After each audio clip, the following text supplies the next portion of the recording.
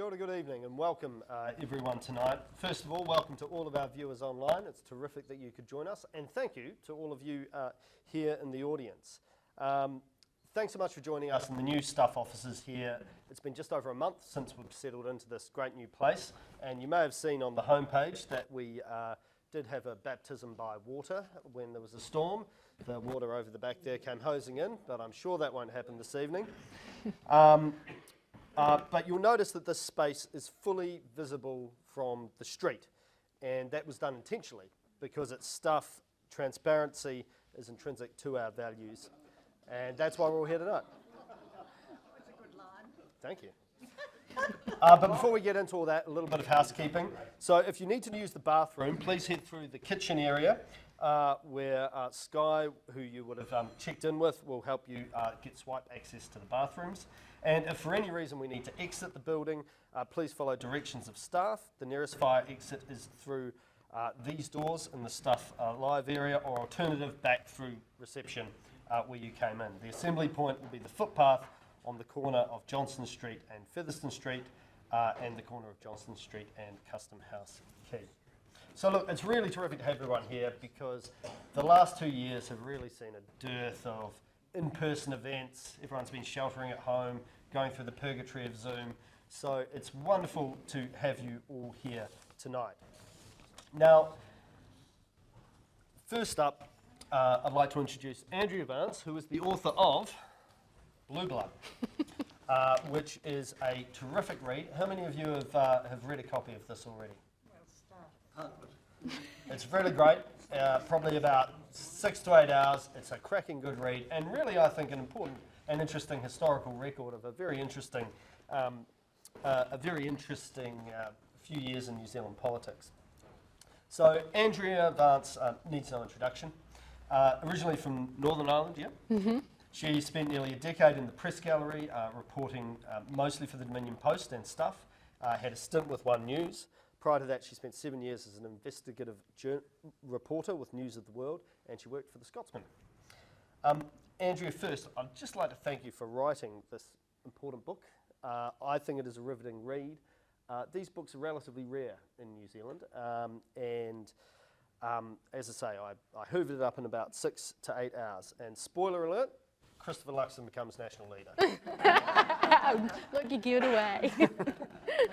So it's reminded me of a pile of things that I really did forget, but it's also provided a significant education for me because I came back to New Zealand from Australia in 2019, and many of the events that you described happened before I came back. So it really was illuminating, and it was very interesting, I thought, because a fair bit of what you covered was before the more public era of instability for the National Party. So it is the inside story of the National Party in crisis. Charts the course of the party from when, and a bit before, John Key stepped down in 2016, and the power vacuum that left, and the revolving doors of subsequent leaders after that. More than ever, I've thought that the book, it demonstrates how the halls of power are a mixture of ideals that are often tradable and strong and diverse personalities. And I'd like to start with an observation that you made right near the end of the book on page 275, and it says, just to prove that I read to the end. You can test me now. One of the most frequent criticisms of the Fifth National Government is that its leadership devoted their immense political talents to obtaining and then retaining power at the expense of achieving a lasting legacy or making the country a better place. Because success was its North Star, the caucus could not navigate the disruptive change that was brought about by loss or opposition. Let's go back to 2016 when John Key resigned. What happened? What happened? Gosh. Okay, well, John Key resigned. At the time, it seemed a huge shock, but actually, no. It actually, of course, that guy was always going to go out on a high. And why we didn't pick it, I'm not really sure. He definitely signalled to senior people that he was thinking about it. They all, his inner circle knew. They thought that he had been talked out of it, but then he delivered the bombshell. And so from there, the ructions all happened, and as you said, it created a power vacuum. Obviously, he wanted Bill English to step in. Bill English was the obvious choice. Stephen Joyce maybe was the other obvious choice. But what was phenomenal about the National Party machine, because it was a really well-oiled machine, was that it kept the resentments and frustrations and ambitions it kept them capped. And John Key led everyone to believe that everyone could be a minister. Everyone would have their time. If you worked hard, if you were successful, then you had your chance. And that was fine while the National Party were successful. People were happy with that. They were happy with the top team as long as they kept winning. But once that was taken away, then all those ambitions and frustrations started to bubble to the surface, and people saw their opportunity, and they started to look at themselves and think, well, what about me? Could I be leader? Is it my option? Why does it have to be Bill English or Stephen Joyce? Isn't it time for a new generation? And that's ultimately what happened. It's a story about ambition and ego and competition and the quest for power, essentially. One of the themes of the book, the quest for power, I think, is very interesting. It's one of the themes of the book, which is illustrated with some very lively and fruity quotes from various sources and ex-ministers, was that, in a way, there was it seems there, and this is contested ground within those national players that were there at the time, but there was this tension between the fact that the top team within national, which was basically Key, English, Joyce, and then different Eagleson as well. Eagleson yeah. as chief of Wayne Eagleson is chief of staff. That they were so effective at running things that once that kind of team started to break apart, that there was a bit of a free fall. Is that a fair way of describing it? Yeah, and I think maybe it was underestimated at the time, the loss of Stephen Joyce, because he was. If John Key was the good cop, then Stephen Joyce was the bad cop, and he instilled. Of course, John Key was there for discipline, and at every caucus meeting he would instill the discipline message to them. But Stephen Joyce was the guy who said no to the minister's crazy ideas or their ambitious plans, and ultimately he was really good at keeping the message, which is so important for politics, keeping them on message, keeping them disciplined, but it backfired on him. Personally, for his personal ambitions. Personally, when he decided that he potentially might want the leadership, people didn't want him for that job because he'd upset people. He didn't give people their personal pet projects, that kind of thing. And then he left. He had no choice but to leave. I think he had no choice. And so I think that I at the time didn't appreciate what a great loss that Stephen Joyce was to the party. It kind of was the final, Jenga block that got pulled out. And once he left, it all just, the discipline just left. And the messages that Bill English had left them with and John Key had left them with about not doing the internal fighting and trying to keep that caucus discipline all just left the building, basically. So yeah, I think those things were fundamental, and then it was open slather from there, and everyone saw their chance and went for it, and personal ambition was put ahead of the party, which previously it had been the other way around. You had these guys at the top, they had it handled, and everyone just fell into line, but then everyone saw their opportunity. Just going back to the 2017 election. Now, Bill English got, in the end, after specials, about 44% of the vote, which for a potential fourth-term government, obviously, that was a really significant achievement. Yeah. But he didn't. According to your book, there was actually a fair bit of reservation about how well he started the job, wasn't there? Yeah. Well, I think maybe. There was a feeling that he was reluctant, that he perhaps didn't immediately put his hat in the ring, and maybe that's just a Bill English thing. He wanted to take soundings from his family, take soundings from the caucus, but there was a feeling that he didn't quite want it enough, and then of course that he had the Four Amigos and Jerry Brownlee, and I think Nick Smith as well, his old friend Nick Smith, went to see Bill English and say, hey mate, you've got to show us that you want it. So from the very first, even before he took the job, there was a kind of like, oh, does Bill really want this? Like, this is his second chance. Is this, you know, is he the right person? Everyone assumed he was the right person for the job, but it was his hunger for the job that people questioned. And then in the election campaign, when Jacinda Ardern came along and changed the whole dynamic and the nature of the campaign, then people wondered about his ability to counter her. Could he stand up to the star power? Could he be Bill English, the ex-finance minister, prime minister, older white man, and talk to Jacinda, debate Jacinda, and not come across as patronising and condescending? And he really struggled with that tone in the election campaign, and then he nailed it, and he got it. And I remember very vividly being at the protests in Morrinsville, the water tax protests, and there was an issue that he was able to grab onto, and he understood it, and he understood what it meant for his electorate and his base, and that just ignited him. And yes, there was stuff going on behind the scenes. Stephen Joyce had a word, and you know, there were concerns about numbers and Jacinda Ardern, but that I really remember those last couple of weeks, and he was just on fire for that campaign. But then internally, there were some debates about whether the campaign was right. So whether they were campaigning on the way that they campaigned in 2008, and it was the same campaign. There was a sense that it was perhaps a bit tired, yeah. suited to 2008, 2011, right? Absolutely, and 2014, it was the same election campaign, basically, the same plan, the same, led by Stephen Joyce, obviously, enormously successful, but sometimes you've got to recognise the zeitgeist.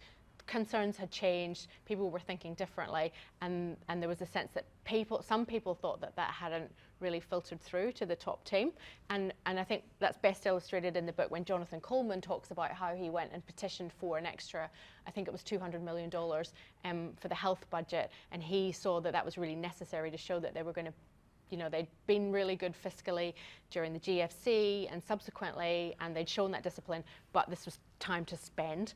People wanted to see more in their health services, and Bill English said no, and then immediately after the election had a conversation with Jonathan Coleman and said, oh well, maybe we should have put that 200 million. And this was part of a more general idea on the policy side with the national right that perhaps that it had been too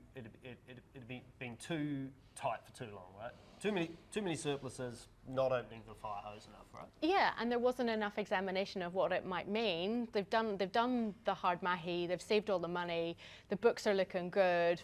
There's an expectation from the public that they spend, and they didn't see it. They wanted to maintain the same messaging about fiscal discipline. National is the right, careful, cautious manager of the economy. And so, yeah, so it was really interesting 2017 that some people in Team National were already starting to recognise that. And post the election, obviously, there's a really good long section in the book about how the negotiations with Winston Peters were handled, and it seemed to me that you know, based on the recollections you have in the book, that there was a general view that Labor understood better how Peters operated, what he appreciated, what he wanted, whereas National put him in the room with a bunch of people he detested. Does that sound about right? Yeah, I mean, it's really hard to know. I mean, some people on both sides think that Winston had always made his decision. And there's a really good quote in the book where someone says he recognized that there was a sunrise versus a sunset industry, and so he just weighed up what would be better for him. And that was because the previous two governments he joined were already in their third term, right? Well, possibly, yeah, possibly, yeah. That was, and that's certainly a theory that's put up by one of the people I talked to. But also probably recognise that maybe, well, who knows? Because with COVID, anything is possible, right?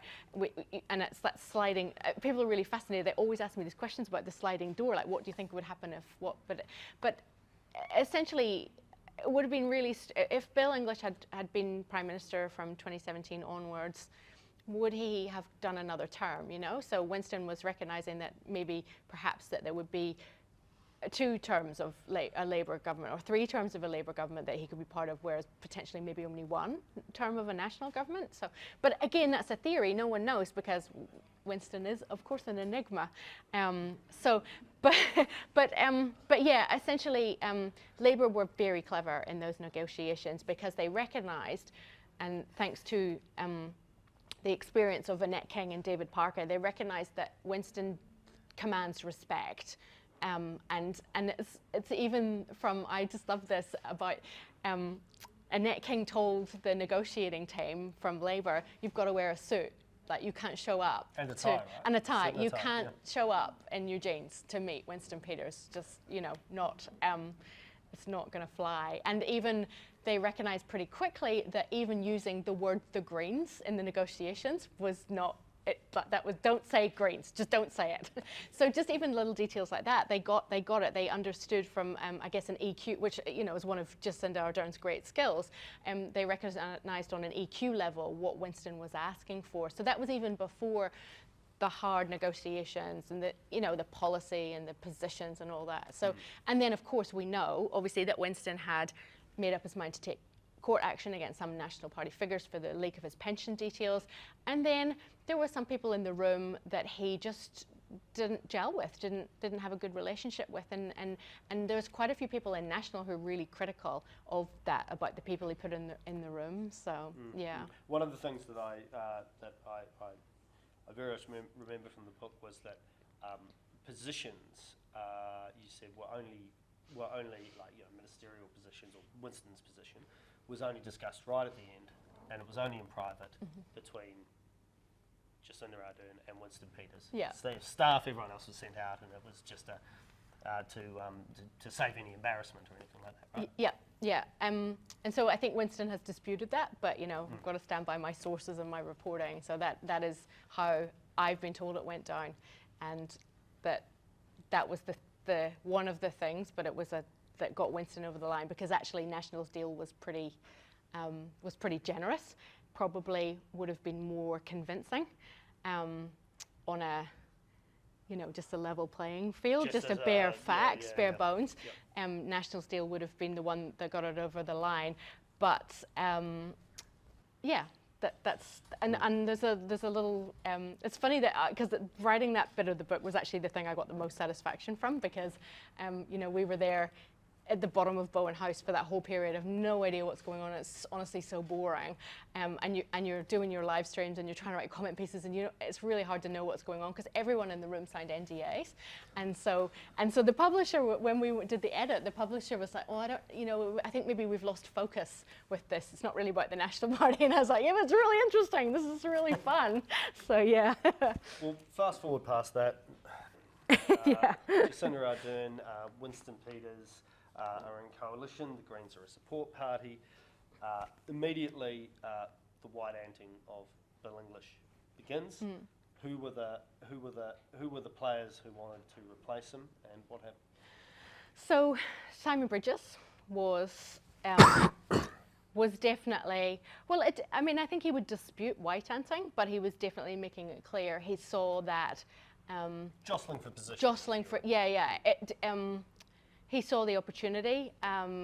People in the National Party, a lot of people wanted Bill to stick around, you know. Some people in the party, well, actually a lot of them saw the opportunity for a one-term Labour government. They felt robbed. There was a great deal of resentment about what happened with the negotiations and how it went. And they, because they'd been in power for so long, they were able to really own Labour in the House, and they knew where the bodies were buried, and they felt like they were performing really well as a huge opposition.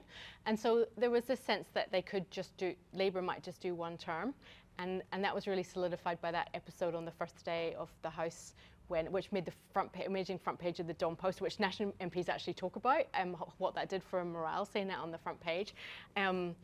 When Simon Bridges and Jerry Brownlee recognised that Labour didn't quite know if it had the votes to elect the Speaker. And so that led to this episode where they did a deal where they got more places on select committees. And so there was a sense that maybe if they were really disciplined and kept up that, you know, kind of pressure on the government, then potentially they would see Labour out, and that New Zealand First and the Greens and the Labour coalition would be a disaster. The cracks would appear quite quickly. And so there was quite a lot of ill feeling, I guess, when people started jostling for position. But then some people recognised that Bill didn't want to stay around for that length of time. So the next year, Bill English left. Yeah. I think in your book you said that he turned up to caucus and sort of 10 or 20 minutes in, he said, "Oh, well, so I'm off. Yeah. So Yeah, I'm very resigning. You'll have to find a new leader." And I didn't see it, but in my head I imagine him with his hands in his pockets, you know, in that way that he has, that manner he has. And so obviously that set off a leadership race, which involved, I believe, Jonathan Coleman, Simon Bridges, Amy Adams, who else? Mark Mitchell for a while? Yes. I want to say Jonathan Coleman, but he was gone No, by I then. said Jonathan Coleman. No. Oh. No.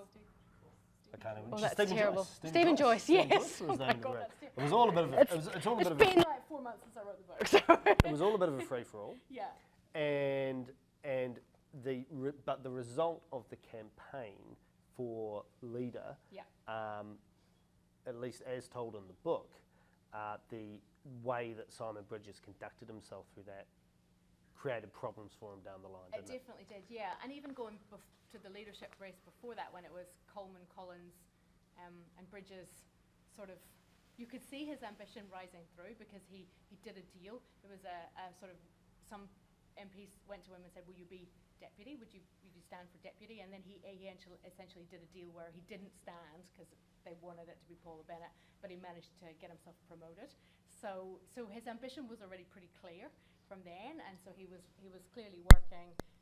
He positioned himself as a future leader, and then during that race, a lot of MPs have talked about the destabilising the influence of Jamie Lee Ross and the behaviour that went on behind the scenes to try and get people to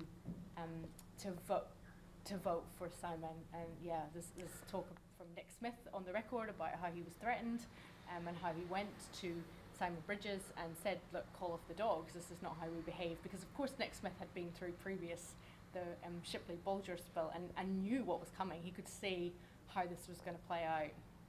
So there's a great, I think it's the end of a chapter where you say that there was a photo, I think it ran in the Dom Post, with Bridges, Deputy Paula Bennett, and then in the background the face of Jamie Lee Ross. Yeah, grinning. Now, Jamie Lee Ross in your book comes across as a Francis, sort of a caricature almost, a Francis Urquhart, Frank Underwood, kind of so Machiavellian you couldn't make him up. It's so funny Sort of a character.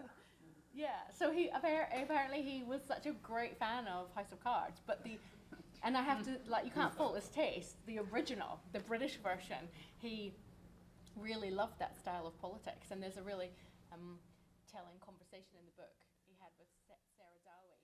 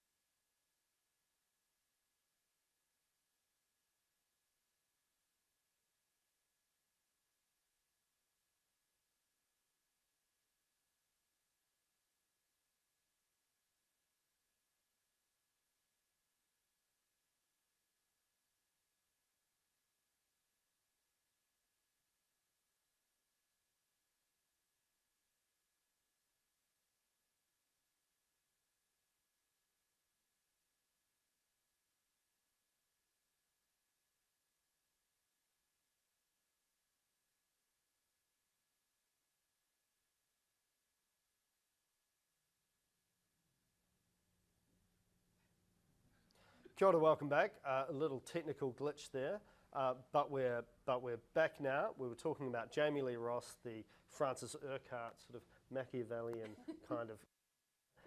So you were saying that he was that the on a bunch of people's recollection, he basically went around and essentially heavied members of the caucus, tried to. He was going to destroy them and this sort of thing. And all traded for jobs. And a little bit of carrot and stick kind of situation. So the kind of situation where you in politics you really have to follow through. If you offer someone a job, it's going to be a problem if you don't give it to them in the end. And then if you threaten someone, well, they're not going to trust you. You're not going to have their support when the tough times come. And people were genuinely quite horrified about the behaviour, but no one did anything about it, and it all unravelled.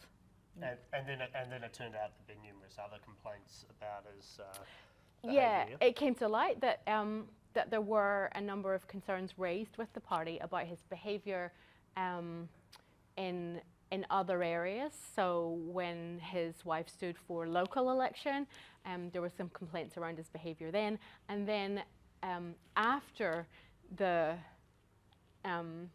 the phenomenal incident where he was forced to resign, things came to light about his behaviour towards women, and then obviously his relationships, extramarital relationships. So yeah. Now for Simon Bridges, obviously there was going through the ringer and trying to explain what had happened with Jamie Lee, because I believe the accusation at the time was that that he committed electoral fraud, right? He'd taken donations. That was the accusation, never proven, I might add. But internally, politically, it was a case of sort of a black mark against his judgment for a lot of people, wasn't it? Yeah, a lot of people couldn't understand because he'd been warned, and there had been warning signs.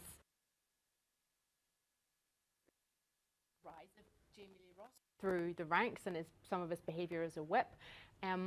There were warning signs, and no one could quite understand why Simon Bridges kept him so close, but also didn't act on the warnings. And so when the whole thing imploded, I suppose there was a lack of sympathy, and there was a lot of pressure on the leadership, Paula Bennett, Simon Bridges and their staff, to deal with the situation.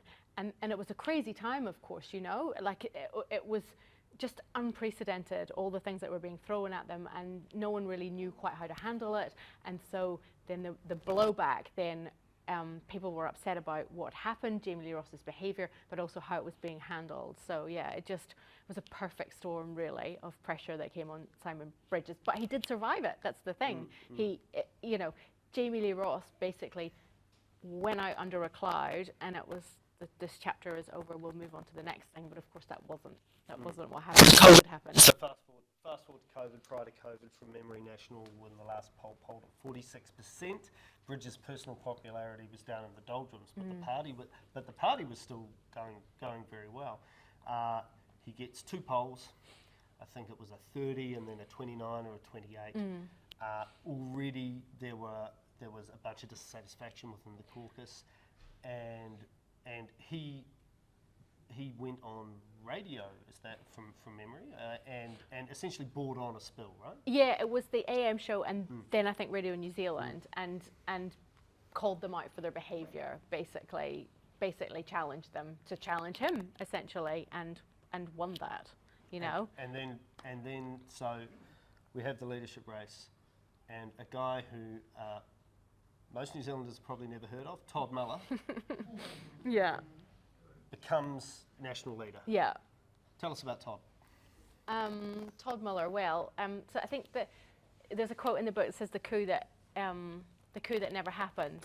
So previous to Todd Muller come along, there was the challenge from Judith Collins, or the perception of a challenge from Judith Collins, and I think most people thought that was where the eventual challenge to Simon Bridges would come. He stared her down. They had a caucus meeting.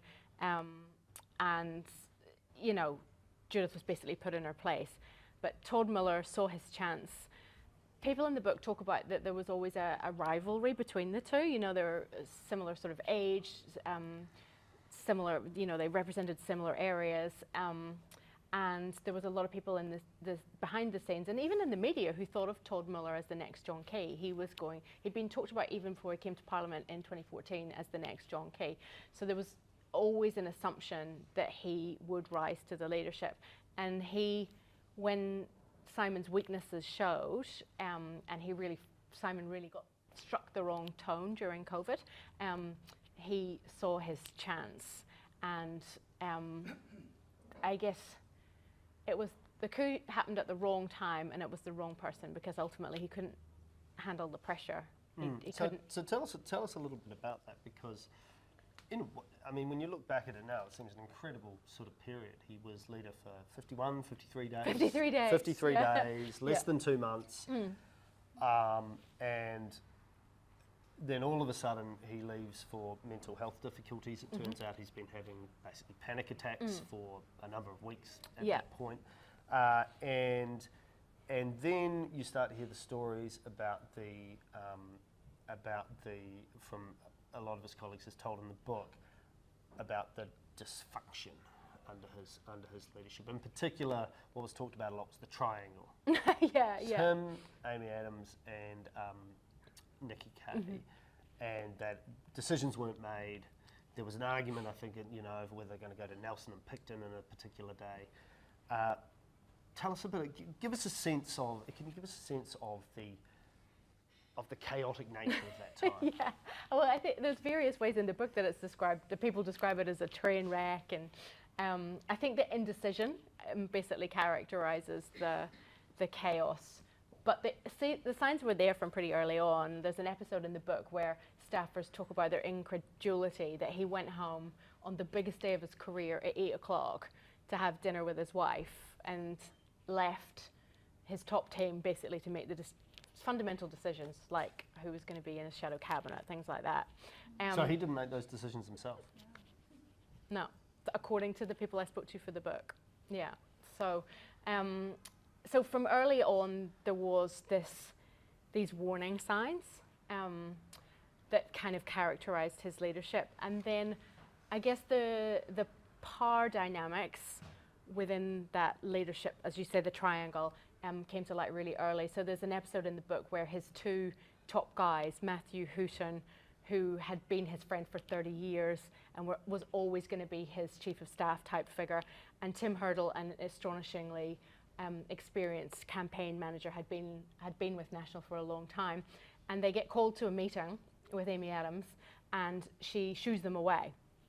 And at that point, they started to see that there were problems, and they walked out the door. They actually walked through the press gallery and out the back door of Parliament. And there's a scene where an aide basically chases after them and begs them to come back, and they return to the fold. So pretty early on, there were signs that this wasn't going to go smoothly. And then, as I said, indecision kind of characterized the leadership, and the dynamics between the decisions that Amy Adams and Nikki Kaye would make, and the constant relitigating things. Once a decision was made, there'd be more phone calls. Hours-long whiteboard sessions as well. Yeah. So Ruth Richardson started to call her Whiteboard Amy, so that became her nickname among staffers.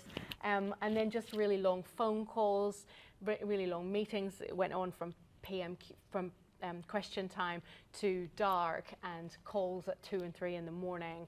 And it was, I guess it was because if Todd Muller wasn't making decisions, then Amy and Nikki had to step up, And so maybe there's a lot of unfair blame there, because what else could they do but make decisions? But yeah, those cracks started to show pretty early. And was any of this over any sort of, great differences in ideal or anything like this, or is this just a sort of management 101 situation? I think it's one, but also there were some policy arguments. I suppose that one of the things, point to different things, being that we're getting some. Oh, good. Yeah, so lots of people point to different that led to the meltdown, essentially, and Todd eventually stepping down as leader. But there was an episode where they couldn't decide what was going to be in their economic policy that was to be announced in Christchurch, which ended up being didn't have great optics, and it ended up front page where they got criticised, National got criticised for talking about its record in Christchurch, which obviously didn't go down very well. Jerry rebuilt the city, I believe. That's exactly, yeah. I think that was the press. Not too many Christchurch residents shared that view from memory. Exactly. I think that was it ended up being front page of the press. But that speech was, Matthew Hooton was sitting at Mount Hutt ski field in the cafe rewriting that speech 4 times because they couldn't decide what they wanted to say. And then there was another episode around the Rio Tinto smelter where Nikki Kay wanted to have Todd go down and speak to the workers, and Tim Hurdle's view, which was shared by 8 other people in the campaign or in the leadership circle, was that you don't get in between the government and a problem. So you just have the government explain why these people are going to lose their jobs. It's not one for National to get involved in.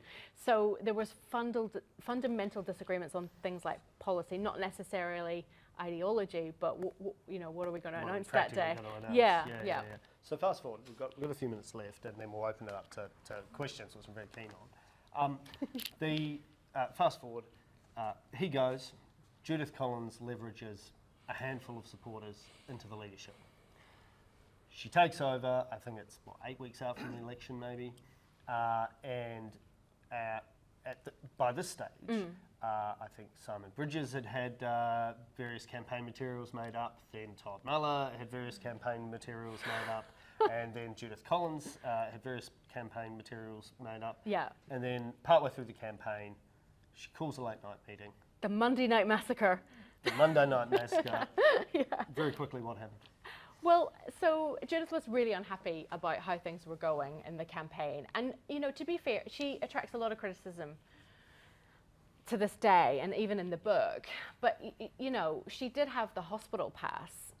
They were never going to win that election. It was going to be really, really difficult. And she, obviously, that length of time out from the election, couldn't really control the election, couldn't really put her own stamp on it. She inherited it, yeah.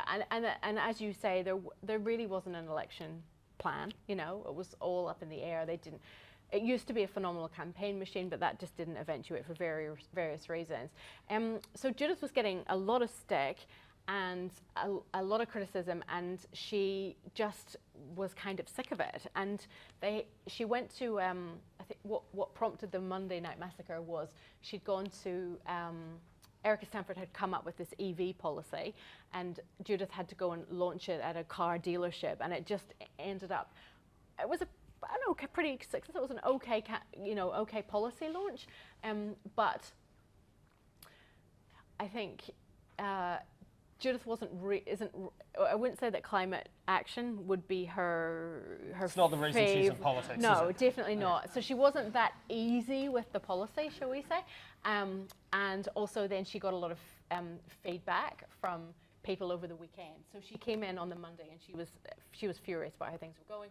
She ripped up the campaign. She'd ordered the team at the weekend to come up with new collateral, new posters and slogans, and basically tore them to shreds in the Monday night massacre and upended the campaign. And from that point on, she exercised control and froze out a lot of the key campaign people.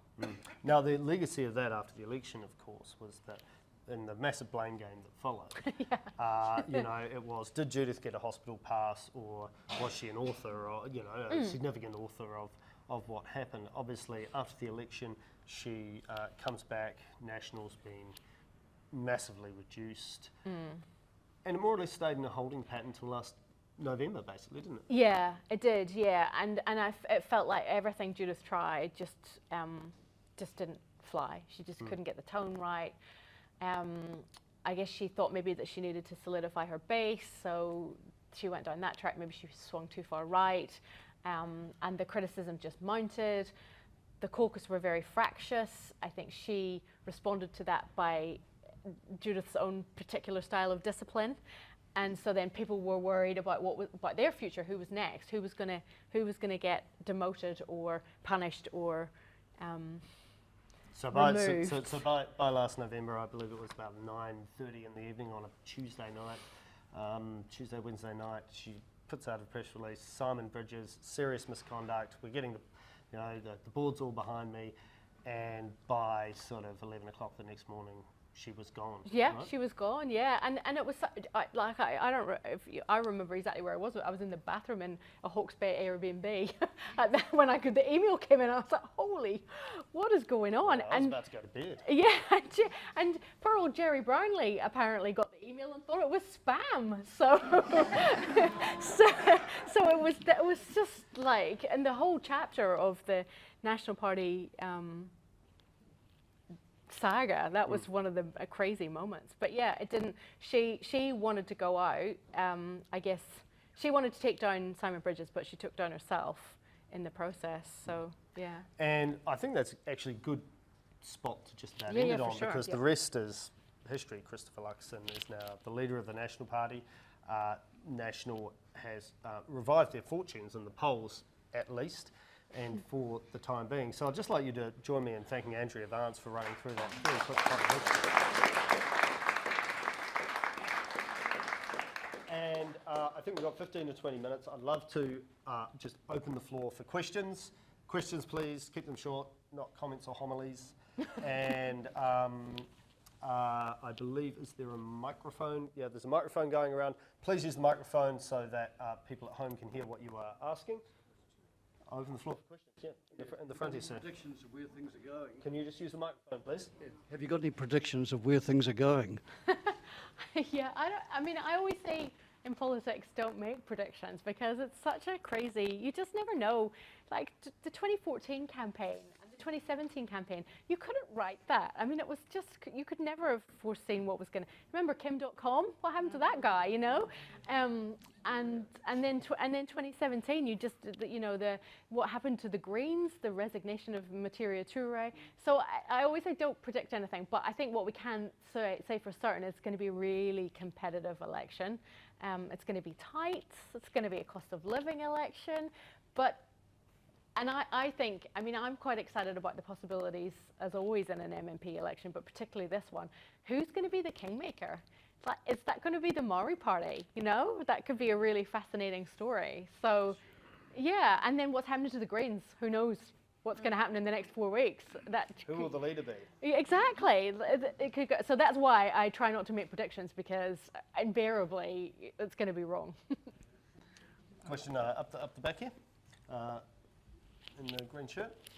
Hello, well done. Was Key trying to do anything during all this, and trying to influence or suggest? Do you mean the After I he left and he think, saw all this business, do you think he was trying to direct, mentor? I think certainly it's pretty well documented that he has been influential, should we say, in the ascension of Christopher Luxon, and the way that Christopher presents himself and his direction. I think Sir John is really keen to not be seen as a puppet. I think he wants people to think that Christopher Luxon is his own man. But I didn't really see any evidence. Maybe he just washed his hands of it. So before Christopher Luxon came on the scene, I didn't really see any evidence of John Key influencing things behind the scenes or even counselling them. I think at one point he did speak to their conference when Judith Collins was leader, and sort of told them to pull their heads in and not be fighting so much. But yeah, he certainly seems to be having more of an influence now, possibly, than he had done at any time prior to that. Questions? Gentleman back here. Oh, there are a lot of interviews making up the book. Is there anybody in the National Party area who you were desperately keen to interview but were unable to? Yeah, Christopher Luxon. Well, yeah, okay. Yeah, I really wanted to talk to him because Yeah. because I still can't really work out who he is and what he stands for and what kind of Prime Minister he would be. So please give me an interview sometime, Christopher Luxon. Have you any idea? Have you got any idea why he would be unwilling to talk to you? Oh, for sure. And look, if I was advising him, I would totally be. Do not speak to Andrea Vance. She's writing a book about National in chaos. Like, he and Nicola Willis, I think, in his speech when he took the leadership, he said, "We're the reset." So it's really easy for National to draw a line between the events described in the book and the new leadership. And he can say, "We're a fresh team. We weren't really." Nicola, of course, has been around for a while, but you know, we learned from those mistakes. We've moved on. So yeah, I mean, if I was his advisor, I'd say, no, I don't think it's very wise for you to speak to her for this book. But I do think I still really want to understand who he is and what kind of prime minister he would be. I'm just going to jump in quickly there, because the last line of the book is a quote about Nicola Willis. Yeah. And it says, "She is deeply tactical." I'm sure that you didn't just accidentally finish the book on that note. Tell us about Nicola Willis.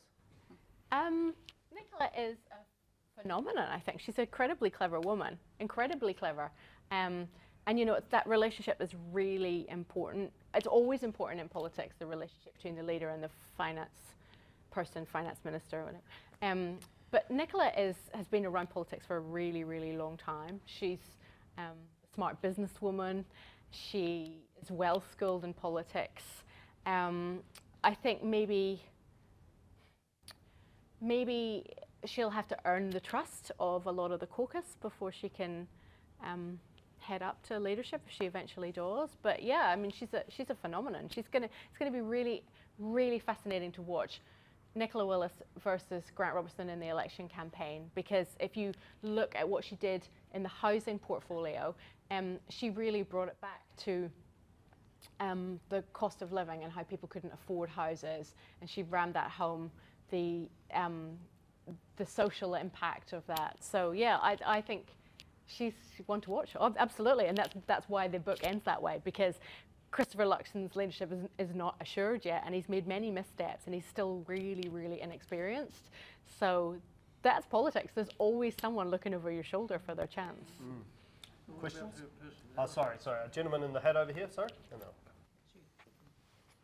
no. Yeah. What was the role of the National Party board during all that chaos? I mean,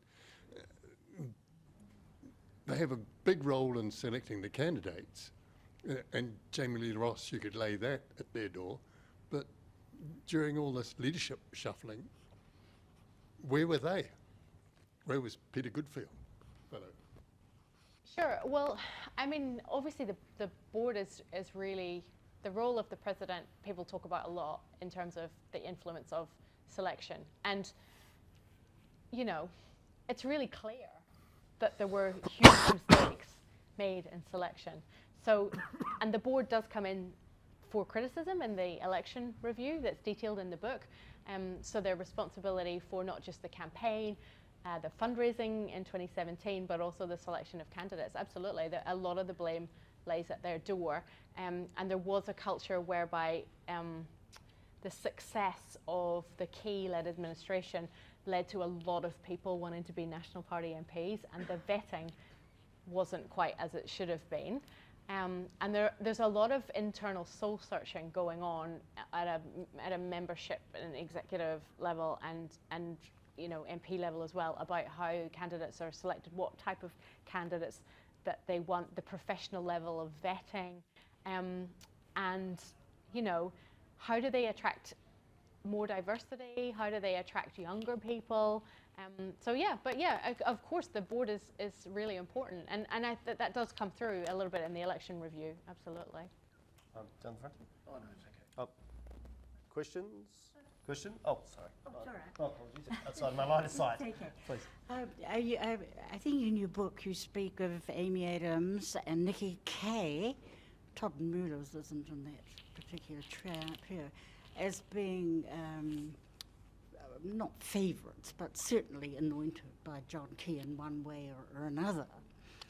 And one wonders if his judgment was a little bit astray, because when he's not there, they are very good first lieutenants, but they can't actually carry the battle forward.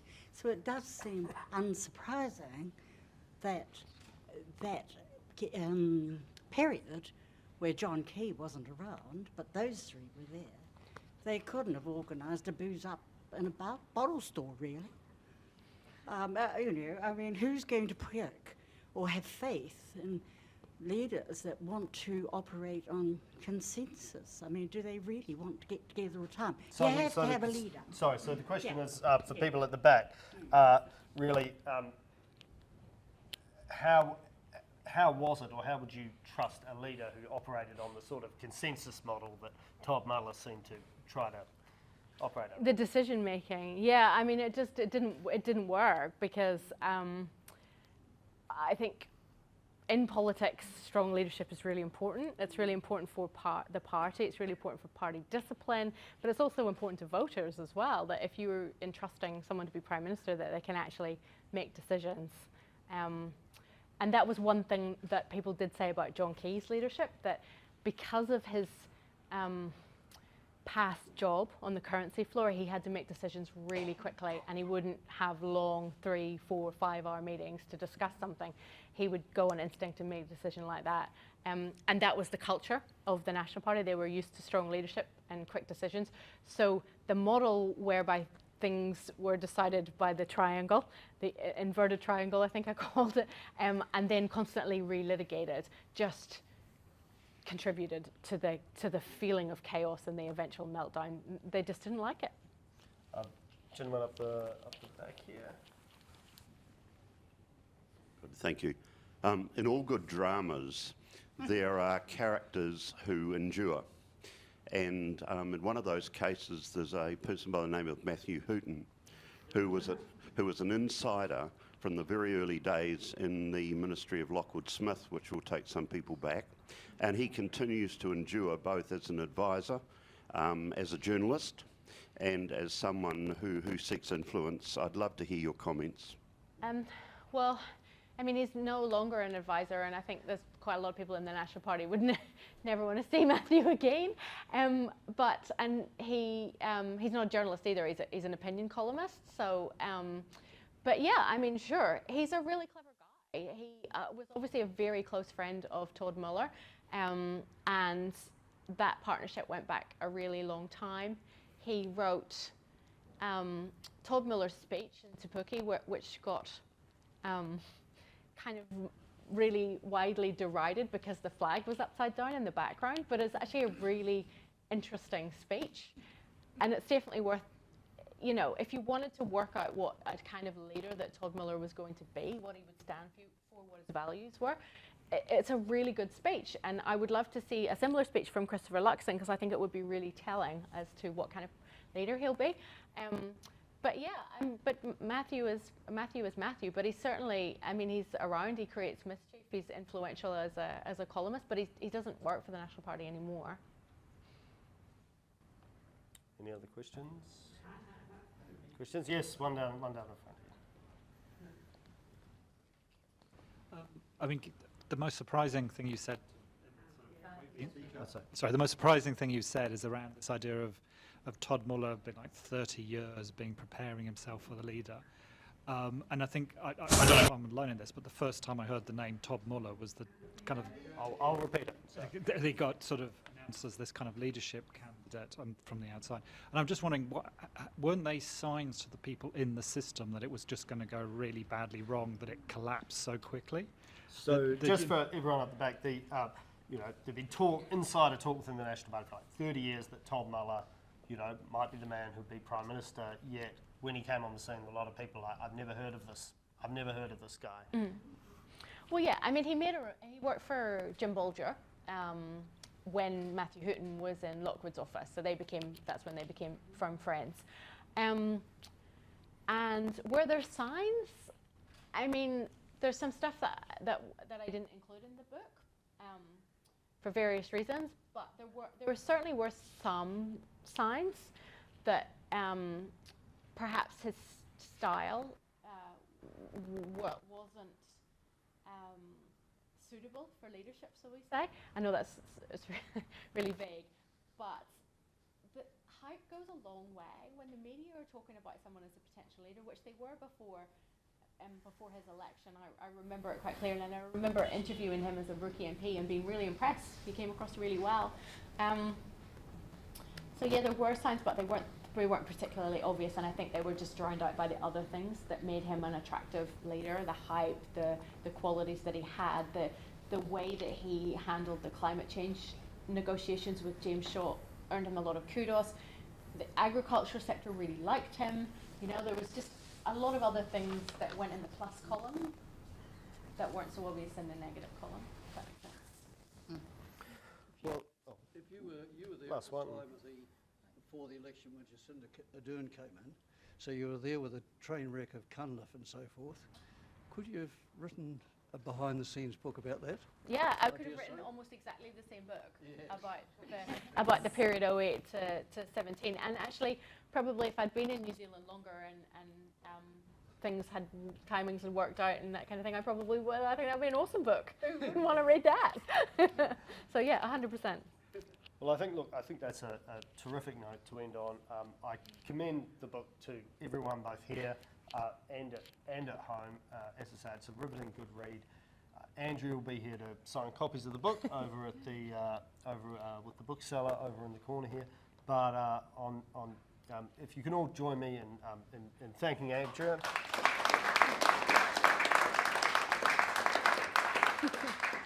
And to everyone at home, thank you for joining this live stream, and we'll see you again soon. Kia ora.